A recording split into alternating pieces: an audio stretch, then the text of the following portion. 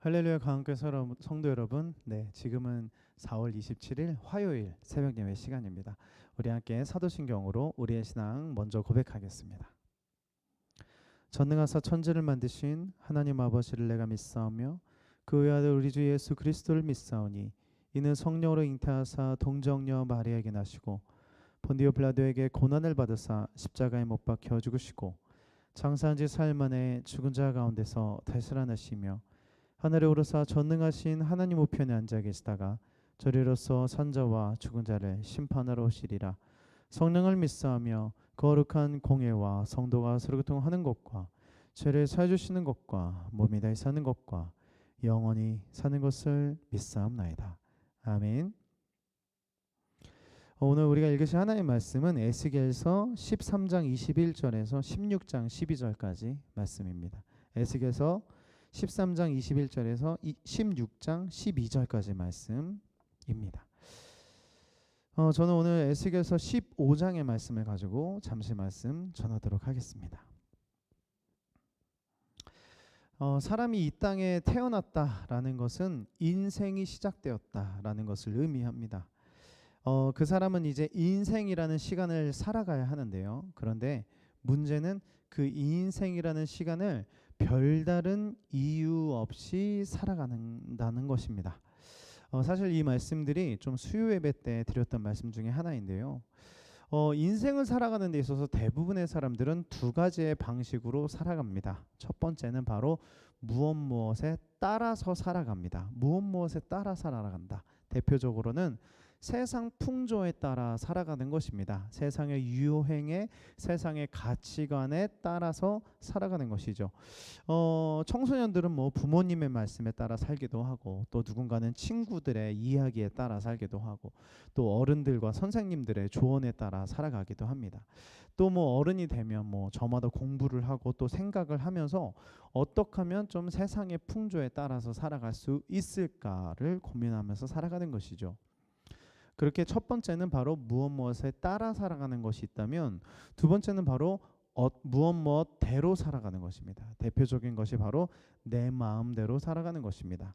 후회 없는 인생 살고 싶지 않아서 내가 하고 싶은 대로 살아가는 것이죠. 사실은 뭐 두 가지 다 너무 중요합니다. 세상의 풍조라고 말하는 그 현실 무시할 수 없고요. 그리고 후회 없는 삶 살고 싶어서 내 마음대로 살아가는 것도 사실 무시할 수 없습니다. 사실은 그 두 가지 다 중요한 것이고요. 우리 그리스도인들도 그런 것을 무시할 수 없고요. 어느 정도 다 누리면서 살아가는 것도 중요합니다. 그런데 가장 중요한 것은 그것이 수단이 되는 것이 아니라 목표가 될 때 문제가 되는 것입니다.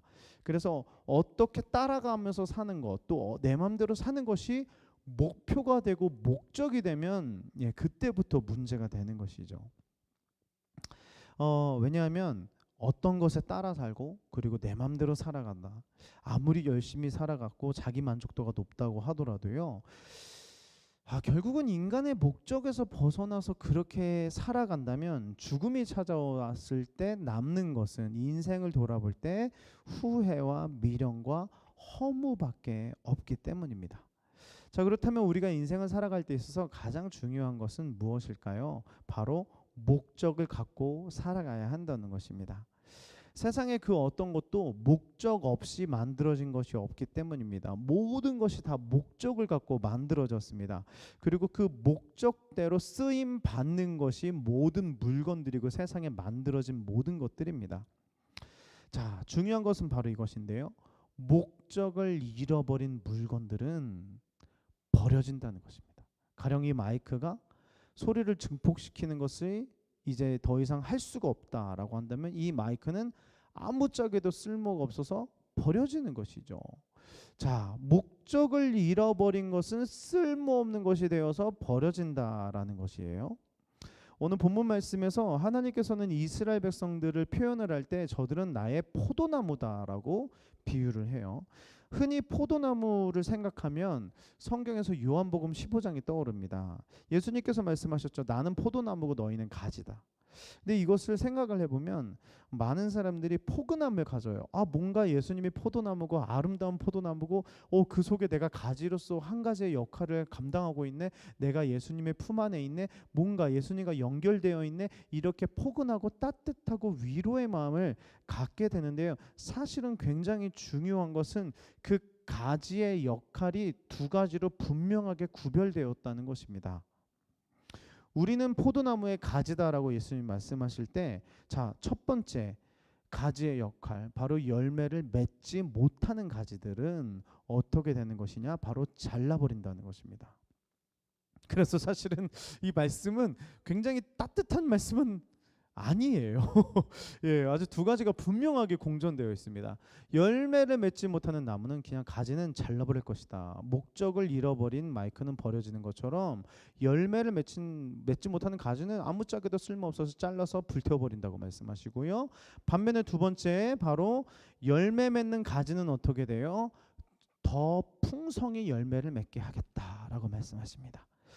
결국은 우리가 이 말씀에서 알 수 있는 것은 가지는 가지로서의 역할을 다할 때만 비로소 가지로서 인정받게 된다는 것이죠.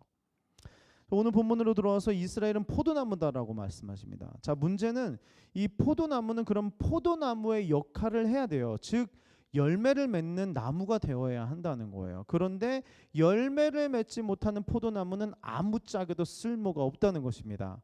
포도나무가 탐스러운 포도송이가 없다면 그것은 정말 볼품도 없다는 것이고요. 또 포도나무는요, 곱게 뻗어 있지도 않아서 기둥으로 쓸 수도 없는 나무이고, 게다가 튼튼해서 어떤 재료로 이렇게 쓰기에는 전혀 튼튼하지도 않는 형편없는 나무라는 것입니다. 그래서 그 나무가 결국은 딱 하나죠. 열매를 맺지 못한다면 그 포도나무는 그저 화목으로 그냥 불태우는 것으로만 그냥 쓰게 된다는 것입니다. 하나님께서는 이스라엘을 포도나무로 만드셨다라는 의미는 다른 의미로는 이런 것이죠. 제사장 나무로 만드셨다는 것입니다. 제사장 나라로 만드셨다는 것입니다. 이렇게 제사장 나라는 제사장 나라의 역할을 해야 된다는 거예요. 누군가를 제사장으로 세워졌다면 그 제사장은 제사장의 역할을 해야 돼요. 백성들을 위해 기도하고 백성들을 대표해서 예배를 드리는 것이 구약의 제사장들의 역할이었습니다. 자, 제사장 나라는 그러면은 제사장 나라로서 다른 민족들에게 다른 민족들을 위해서 기도를 하고 다른 민족들에게 복음의 통로가 되고 다른 민족들을 대표해서 예배도 드려야 하는 그런 제사장 나라의 사명을 갖고 있다는 거죠. 그런데 그들의 문제는 열매를 맺기는커녕 제사장 나라의 역할을 감당하기는커녕 자기들만 구원받았다라는 선민의식에 사로잡히기 시작했다는 것이고요. 오히려 구원받은 사람들의 축복의 통로가 아니라 자기들만 구원받았다고 하면서 구원받지 못하는 사람들을 멸시하고 무시하고 조롱했다는 것입니다. 그래서 결국 이 포도나무들은 아무짝에도 쓸모없는 나무구나. 결국 이들은 불태워질 것이다 라고 하나님께서 오늘 본문에 말씀하시는 것입니다. 이 말씀을 정리하면서 우리가 이 말씀도 우리에게도 적용해 보면 좋을 것 같습니다. 하나님께서 우리를 구원해 주셨습니다. 예수 그리스도의 보혈의 피로 우리를 구원해 주셨습니다. 그것은 다른 말로 말하면 우리를 포도나무로 만드셨다는 것입니다. 자, 그렇다면 이제는 우리는 어떻게 살아야 될까요? 당연히 열매를 맺는 삶을 살아야 합니다. 그런데 만약에 우리가 이스라엘 백성들처럼 똑같이 우리의 신앙생활하는 모든 목표가 나의 구원, 내가 어떻게 하면 구원받을 수 있을까? 내가 진짜 구원받은 게 맞을 것인가? 이걸로 평생을 살고 있다면, 그래서 다른 이들의 구원에는 관심이 없고 오롯이 내 구원에만 관심이 있다면, 여러분, 우리는 열매를 맺는 인생, 열매를 맺는 포도나무일까요? 우리가 지금 계속해서 이렇게 새벽 예배 말씀을 듣고 계시고 매주일마다 예배를 드리고 또 설교도 듣습니다. 또 말씀도 읽습니다. 큐티도 합니다. 또 기도도 합니다. 이건 다른 말로 말하면 종교 생활이자 또 신앙 생활인데 왜 말씀을 보고 계십니까? 왜 신앙생활을 하고 계십니까? 답은 하나입니다. 구원받기 위해서입니까? 아닙니다. 하나님의 뜻을 알기 위함입니다. 하나님의 뜻을 알아서 내가 어떻게 살아야 되는 거지라는 그 해답을 알아야 하기 때문에 우리는 말씀을 보는 것입니다. 즉 하나님의 뜻을 알고 싶기 때문입니다. 그런데 하나님의 뜻은 분명하게 구약에도 신약에도 분명하게 말씀하십니다. 첫 번째, 너희들이 구원을 받는 방법은 복음밖에 없다. 복음을 통해서 구원을 받아라. 그것이 전반부라면 후반부는 바로 이런 거예요. 구원받은 자로서 어떻게 살아갈래? 바로 빛으로 살아라. 소금으로 살아라. 열매를 맺으면서 살아라. 사명을 맺으면서 살아라 라는 것을 주님이 분명히 말씀하신다는 거예요. 열매를 맺는 삶은 단순히 착하게 사는 삶을 말하는 것이 아닙니다. 착하게 사는 삶을 통해서 열매를 맺으라는 것입니다. 사랑과 희랑과 합함과 오래 참과 충성과 온유 양선과 그런 절제들을 통해서 그 열매들을 통해서 진짜 열매를 맺는 삶을 살아내라는 것입니다. 그것이 우리를 구원하신 이유이고 우리를 포도나무로 또는 가지로 만드신 이유라는 것입니다. 사랑하는 성도 여러분, 오늘도 우리가 한번 점검해 봤으면 좋겠습니다. 우리는 어떤 열매를 맺고 살고 있습니까? 아직도 내가 포도나무가 맞나? 아직도 내가 가지가 맞나? 그것만 생각하고 있으면 우리는 어떠한 열매도 맺을 수 없습니다. 중요한 것은 난 포도나무구나, 나는 가지구나 라는 구원의 확신을 빨리 갖고요, 이제는 열매 맺는 삶을 살아야 되겠다. 다른 포도나무를 만들고 다른 가지들을 만들어야 되겠다.